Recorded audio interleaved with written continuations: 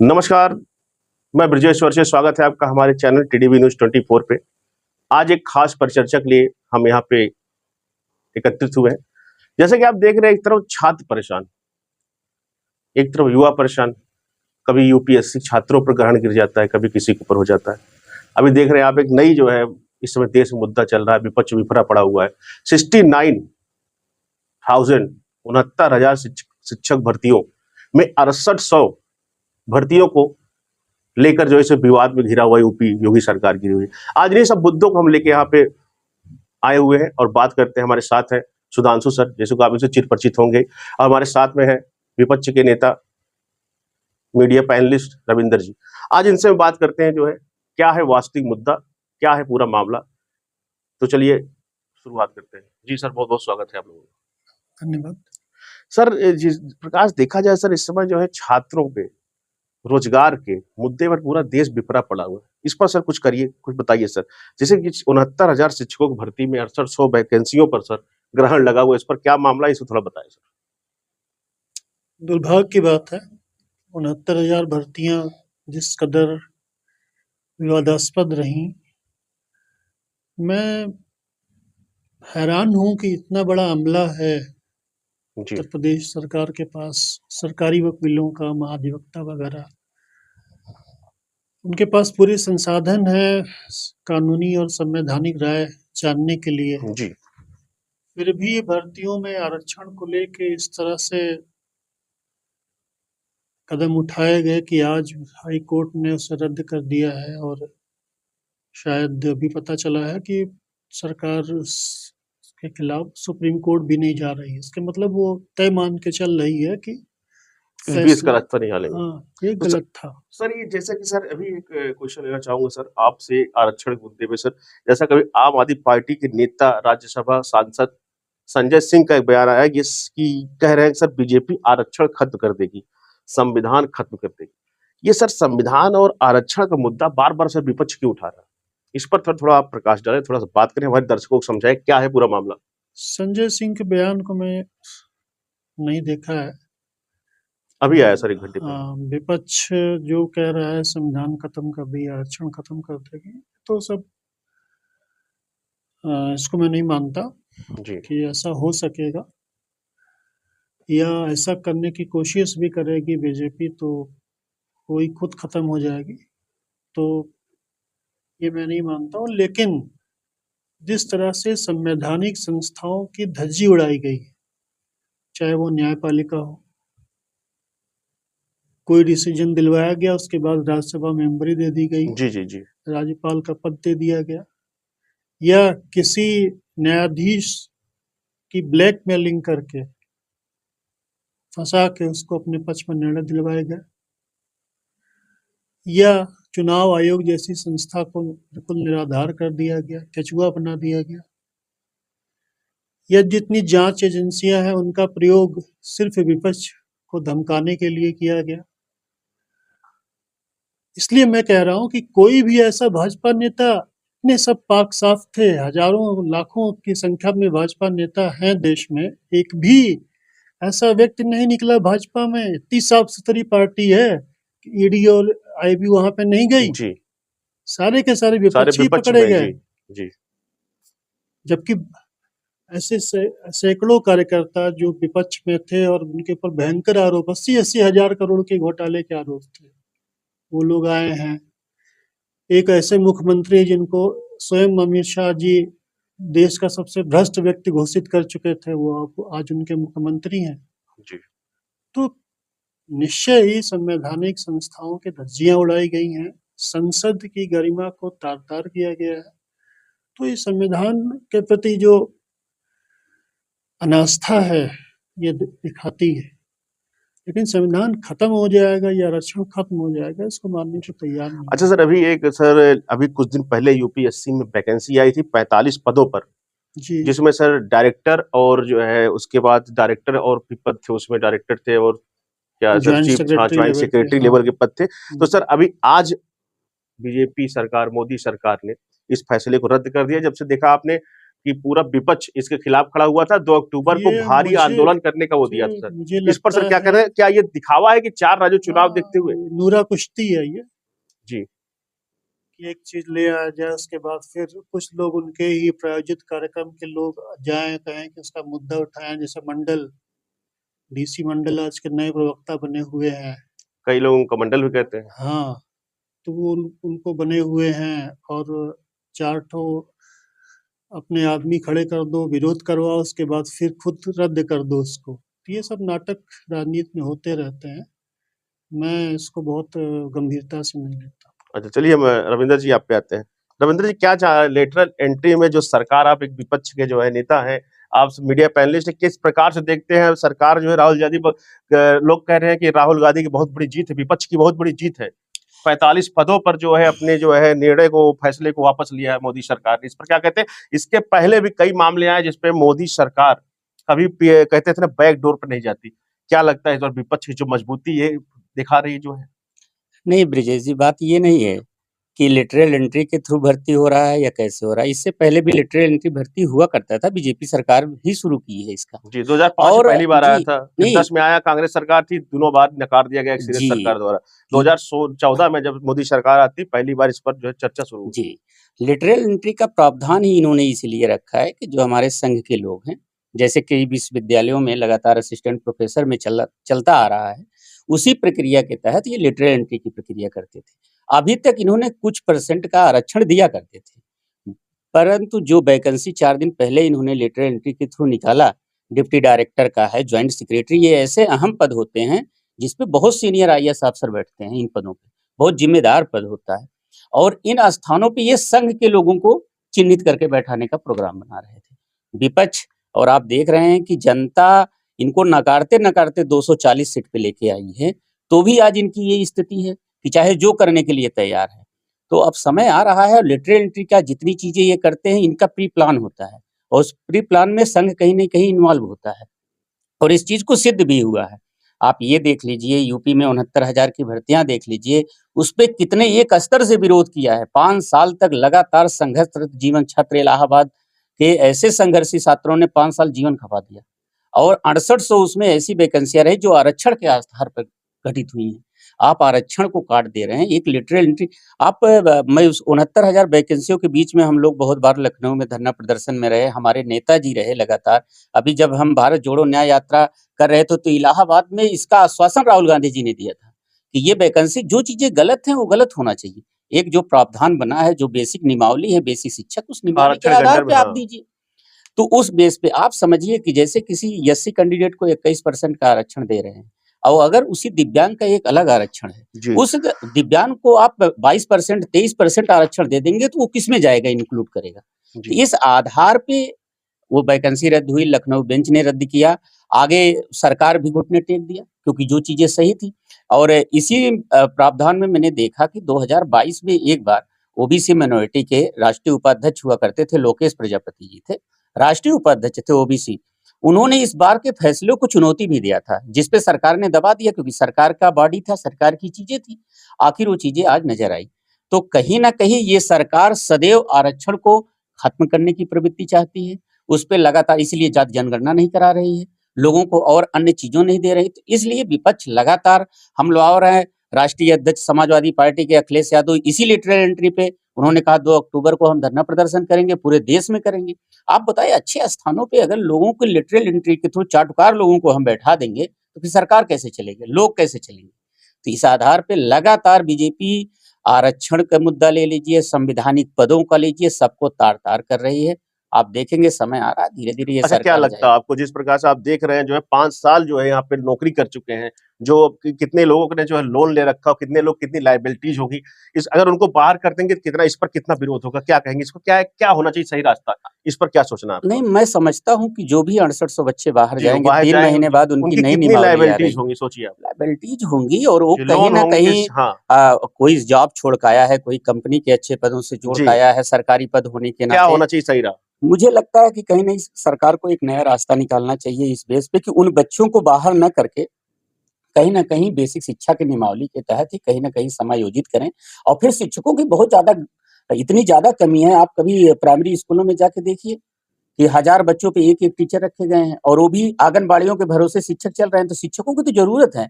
आंगनबाड़ियाँ कब तक पढ़ाएँगे? शिक्षा मित्रों के भरोसे तो स्कूल चल रहे हैं यूपी में। जी तो कम से कम उन बच्चों को बाहर ना करें, कहीं न कहीं उनको समायोजित करें या हो सके तो 68% का एक नई नियमावली आरक्षण ओबीसी, एससी, एसटी जो भी उसमें जा सकते हैं, उस नियमावली के तहत उन बच्चों को नई भी भर्तियां रखें की जी, जाए। नई भर्तियाँ की जाए लेकिन उनको बाहर ना कर दिया जाए। अदरवाइज़ वो 5 साल बाद कहाँ जाएँगे?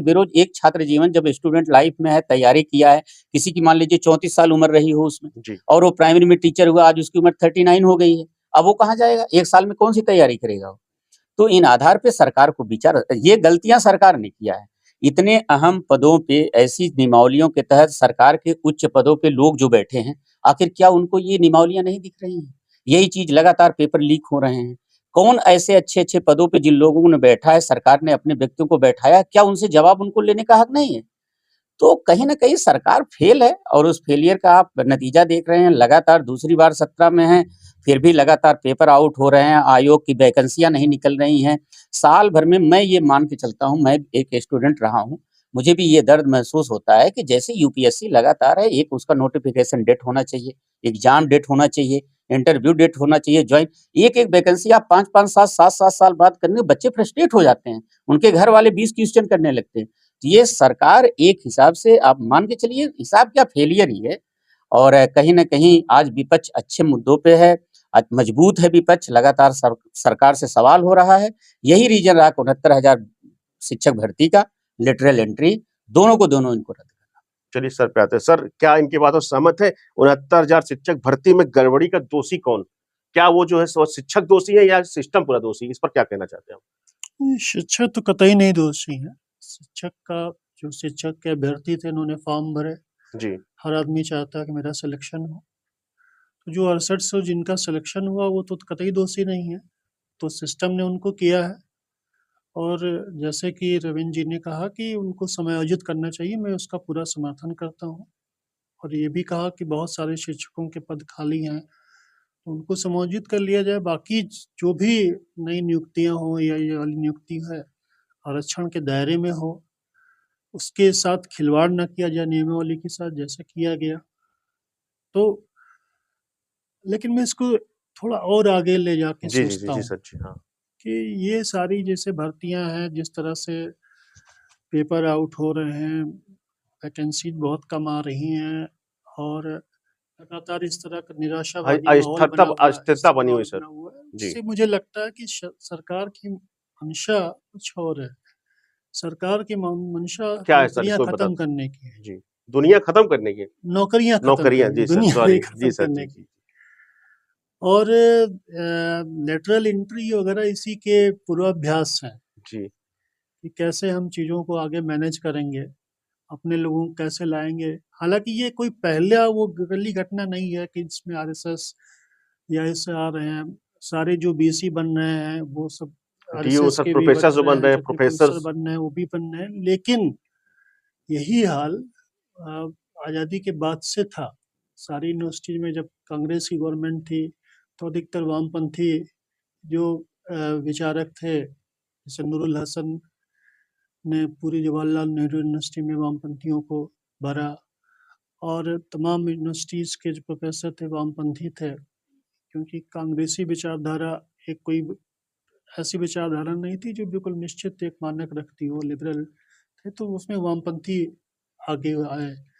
और इसकी काट निकालने के लिए जब 2014 में बीजेपी गवर्नमेंट आई तो उसने पैरेलल सारी संस्थाओं का जो भगवाकरण जिसको कहा जा रहा है वो करना शुरू किया। और ये लेटरल एंट्री भी भगवाकरण का ही तकनीक है और कुछ नहीं है। जितने भी सपोर्टर हैं पीएसयूज में या जितने भी, उनको चिन्हित करके एक और सिस्टम में उनको बैठा देना सिस्टम में बिठा देना है। फिर मन मुताबिक काम कराना हाँ, और यही एक ये संयोग नहीं है, ये प्रयोग है और इस प्रयोग को आगे बड़ी संख्या में किया जाएगा। आज 45 है, कल 450 हो जाएंगे, अंत में कहा जाएगा कि यूपीएससी की कोई जरूरत ही नहीं है। नहीं जरूरत है हम पा जाएंगे और या उचित आगे शिक्षक की बात कर रहे हैं तो सारे शिक्षक अब मुझे लगता है 5 साल बाद बहुत मुश्किल है, सब अंशकालिक होंगे। सब कहेंगे जब सब में गड़बड़ी ही हो रही है तो चलिए सब अंशकालिक कर देते हैं और सब अनिष्कालिक भर्ती होंगे और एजेंसीज को दे दिया जाएगा। वो एजेंसीज मोटा-मोटा पैसा लेके 5-5 अंदर हजार भरेंगे। रुपए के टीचर रखेंगे और 25,000 खुद कमाएंगे। जी। अच्छा ये सर, देखिए एक सत्ता पक्ष आरोप लगाता है लेटरल भर्ती की शुरुआत जो है कांग्रेस सरकार से हुई है और आरोप मनमोहन नहीं, सिंह इसके प्रत्यक्षदर्शी रहे। प्रत्यक्ष अगर देखा जाए तो मनमोहन सिंह की एंट्री वैसी हुई है। हाँ तो यहाँ लिटरल एंट्री में दिक्कत नहीं, दिक्कत ये है कि आप किन्हें बिठा रहे हैं, हम्म, किन्हें बिठा रहे हैं और किन लोगों को रोक रहे हैं। ऐसे लोग आरक्षित अ, वर्ग के लोगों को आप रोक रहे हैं। आप हमेशा उच्च वर्ग को लेंगे क्योंकि जो हाईलाइट लोग होंगे उच्च वर्ग के परिवारों से होंगे या मजबूत परिवारों से होंगे, वही लेटरल एंट्री में एंट्री पाएंगे। सामान्य आदमी थोड़े एंट्री पाएगा। जी, तो निश्चय ही ये एक पार्टी सिस्टम को लागू डेवलप करने करने की जी, के, एक देश, एक पार्टी, एक व्यक्ति वन का नेशन भी वन, एक तरीका है ये लेटरल एंट्री, और कुछ नहीं। ये पूर्वाभ्यास किया जा रहा है। हाँ, पूर्वाभ्यास के। तो क्या लगता है सर, इस पर क्या एक सही सजेशन दीजिए सर, क्या होना चाहिए, सही एक राह क्या होनी चाहिए? सही राय यही है। ठीक है, आपने विशेषज्ञों को है ना, तो उसके एक पैनल बनाइए, उसका एक तरीका निकालिए कि जिनकी कुछ मेरिट हो, जिनके कुछ काम हो, और उसको सार्वजनिक रूप से रखिए उन पेपर्स को, वो जनता देख सके। ऐसे नहीं कि जो मन में आज इसको 5 साल आप ज्वाइंट सेक्रेटरी बना दीजिए, डायरेक्टर बना दीजिए। तो उसका एक साफ तरीका होना चाहिए, पारदर्शी तरीका होना चाहिए। और इतनी बुरी चीज नहीं है क्योंकि निश्चय ही यूपीएससी में विशेषज्ञों की कमी हो जाती है। अब कोई मान लीजिए 8 साइड से आधे लोग आ गए, जो तकनीकी लोग हैं वो डीएम बना दिए गए, इधर उधर फेंक दिए गए। तो निश्चय ही जो तकनीकी संस्थान है उनका नेतृत्व करने के लिए ऐसे लोग कम पड़ जाते हैं। तो लेटरल एंट्री होनी चाहिए, लेकिन इस तरह से नहीं कि आप भगवाकरण का साधन बना दें, आरक्षण को खत्म कर दें उसमें। जी, उसको पारदर्शिता बिल्कुल न रखें। तो अगर पारदर्शिता हो, उसमें आरक्षण का सही मानक हो और उसमें वास्तविक विशेषज्ञ लोग लाए जा रहे हों, तो कोई दिक्कत नहीं है लेटरल एंट्री में। चलिए रविंद्र जी, आपको क्या लगता है, आप सर की बातों से कितना सहमत हैं? आप एक अपने राजनीतिक नजरिए से बताइए, क्या लेटरल एंट्री होनी चाहिए? अगर होनी चाहिए, क्या होगी सही पारदर्शिता, क्या होनी चाहिए? नहीं सुधांशु सर जो बात कह रहे हैं लेटरल एंट्री होनी चाहिए, मैं इसके पक्ष या विपक्ष की बात नहीं है। लेकिन जो एक आधार होता है, हम तो आधार पे विरोध कर रहे हैं। मैं किसी चीज़ों का विरोध इस बेस पे नहीं करता हूँ कि क्या चीज़ें हैं, हम तो आधार पे हैं, हम तो वो पार्टी से हैं जिस बिना आधार की बात ही नहीं करते। हुँ, सर का भी जो कहना है वही है कि कहीं न कहीं विशेषज्ञता होनी चाहिए। सिर्फ़ डिपार्टमेंट का जॉइंट सेक्रेटरी अगर होना है किसी हुँ, को, तो कम से कम उसको सिर्फ़ डिपार्टमेंट की वो 10, 15, 20 साल की जो अनुभव है वो होना चाहिए। जी, कोई कम्युनिकेशन में जा रहा है तो उसे कम्युनिकेशन बेस का नॉलेज होना चाहिए। लेकिन वो नॉलेज किस बेस पे होना चाहिए ये मुझे कैसे पता चलेगा? उसके लिए कोई न कोई एक प्रावधान इनको लाना चाहिए कि भाई इस हिसाब से एक प्रोसेस चलेगा। जैसे यूपीएससी में बच्चे हाँ, जा रहे पेपर हैं, होते हैं, हाँ, कोई तो उस मूल्यांकन, बेस पे जाए। हाँ, या तो मैं ये कह सकता हूँ जो लड़के यूपीएससी देते हैं, जिन्होंने इंटरव्यू फेस किया है, जिन बच्चों का चयन नहीं हो जाता अंतिम परिणाम में, उनमें वो लिस्टेड करें कि कौन लड़के बीटेक ग्रुप से आए हैं, कौन एमबीबीएस ग्रुप से जी, आए हैं, जी, कौन आर्ट ग्रुप से आए हैं। उन ग्रुपों से चिन्हित करके उन कम्युनिकेशन में उनको डालें। तो वो लगेगा ना मुझे कि मेरा जो ये अगला कैंडिडेट इस जॉइंट सेक्रेटरी या डिप्टी डायरेक्टर पद पे जा रहा है, वो किसी चयन प्रक्रिया के तहत एक बार मेहनत करके आया है। भाई जो घिस-घिस के जाएगा मैं उसे जानूँगा ना कि वो चयन प्रक्रिया पे है। और एक जो आरक्षण की नियमावली है या जो प्रावधान बना है उसमें भी आप उसको प्रावधान में लाइए। आप ये ना कर दीजिए 45 सीटें चाहे जिसकी मैं एंट्री कर लूँगा। किसी किसी भी संस्था है भाई देश के लिए है, देश की चीज़ें आप करने जा रहे हैं, ऐसे योग्य पदों पे आप किसी को निर्धारित करने चाह रहे हैं तो उसकी योग्यता का एक निर्धारण भी तो होना चाहिए। जी, ऐसे थोड़ी नहीं कि हम किसी को ला दें, सही फला बात। आदमी फला कंपनी का डायरेक्टर है, कंपनी का डायरेक्टर तो बीसों पड़े हैं, जिनको कोई नॉलेज नहीं है। मैं अपने खुद नॉलेज में ऐसे बहुत सारे डायरेक्टरों से मिला हूँ। तो ये बात नहीं है। और जहाँ तक ये सरकार का आप 2014 से ही लगातार देखिए, जब से इन्होंने आया, नोटबंदी करके इस देश की क्या हालत कर दी है। इन्होंने 2000 का नोट खुद चलाए अपने आप से, 7 साल भी उसे नहीं चला पाए। इनको जब भी बात आएगी 70 साल का, जो सरकार 7 साल अपनी नोट नहीं चला पाई, वो 70 70 साल साल का हिसाब हिसाब माँगते हैं। माँगती है।